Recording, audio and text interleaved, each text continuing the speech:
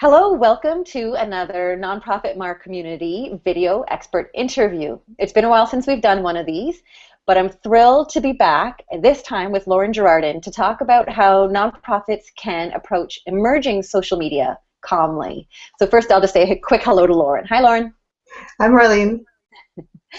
I was at a conference earlier this year, just earlier this month at the Nonprofit Technology Conference, and Lauren presented on this subject, and I just enjoyed it so much, and I thought she had so much wisdom to share that I invited her to do this interview and answer a few questions and some of her top tips and takeaways. So if it's all right with you, Lauren, I'll jump right in and ask you the first question.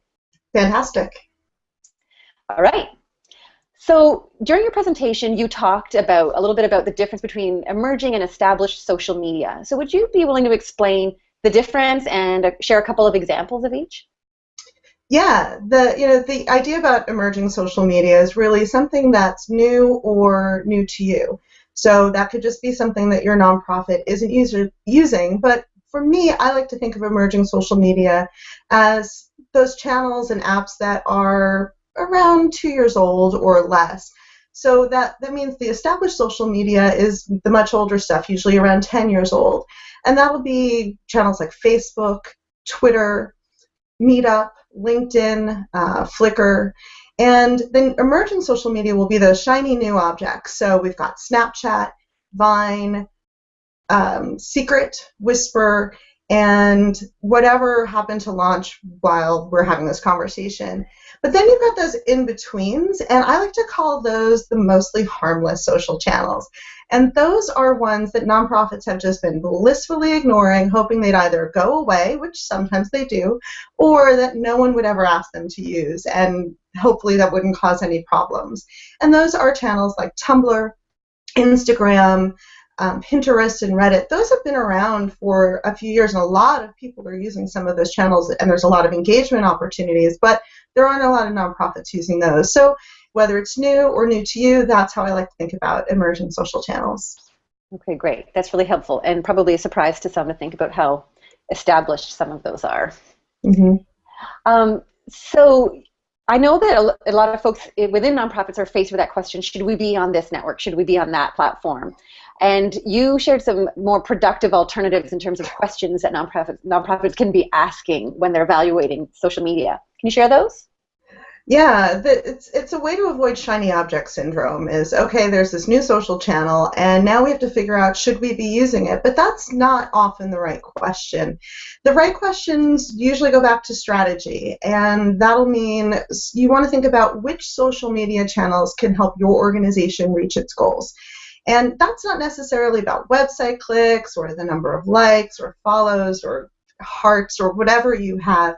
It's really about the organization's goals and the impact your organization is trying to have, really going back to the mission.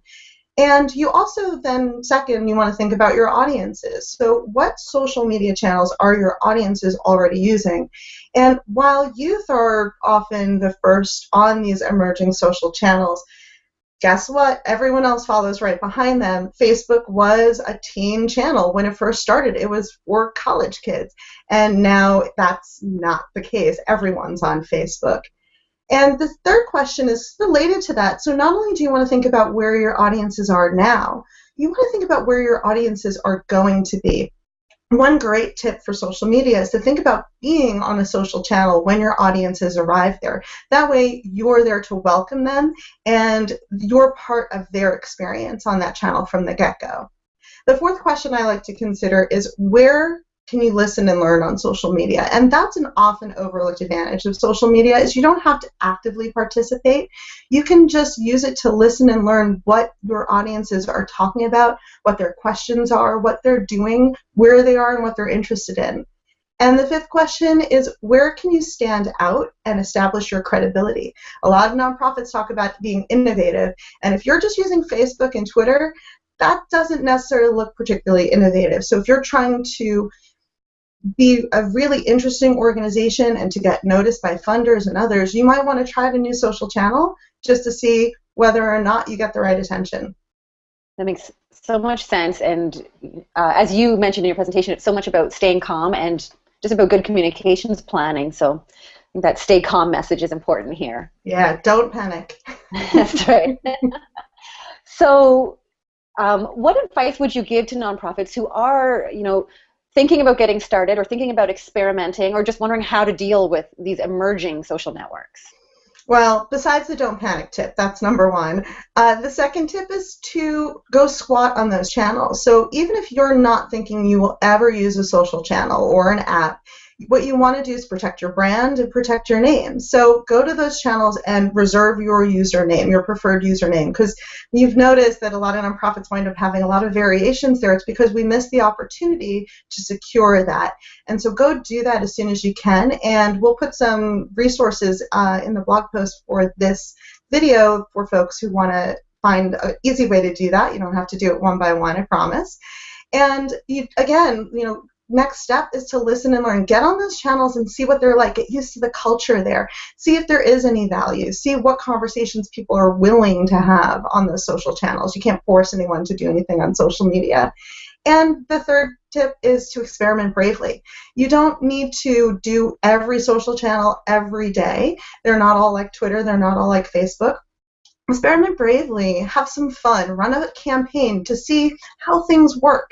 And remember that there are no huge mistakes on these social channels, so you can have a little bit of experimental fun and it won't break the bank because most of them are free to use.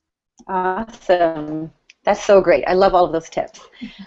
So that brings us sort of toward the end of our conversation here. Would you like to share any specific resources? And as you mentioned, if you're not watching this on the Nonprofit Mark Community blog, head on over to the blog. There'll be a link below this video in YouTube so you can find anything that Lauren mentions, any resources that she mentions here today. Any closing thoughts or resources you'd like to leave us with? Yeah, I actually have a couple of resources that I like to use because when you get on these emerging social channels, sometimes you're not really sure what people are talking about. You'll see a lot of memes, a lot of images, a lot of words that you might not understand right away because there's a language on a lot of these social channels. Your audiences also have their own language. And so I like to check out knowyourmeme.com if I want to know what's going on with this meme that I'm looking at or this strange visual. I also like to look at Urban Dictionary. You can find crowdsourced definitions for words there, so before you use them, you should make sure that you know what they mean.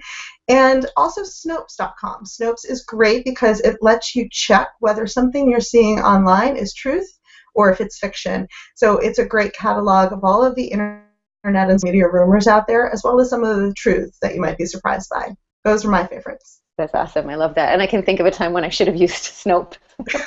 Everyone just spread an internet rumor. It just happens. That's why they're so spreadable. They're believable. But there's a lot of rumors out there. Good to have these resources then to help us. So that's awesome. Lauren, thank you so much for sharing everything that you shared today. Oh, you're welcome. This was a lot of fun. Cool. And so once again, if you're watching this video on YouTube or somewhere else and you want to see the 5 questions that Lauren shared today, they're going to be in her embedded SlideShare presentation in the blog post, along with the resources she mentioned and a few other tidbits from this conversation. So thanks again, Lauren, and bye to everyone. Bye, thanks.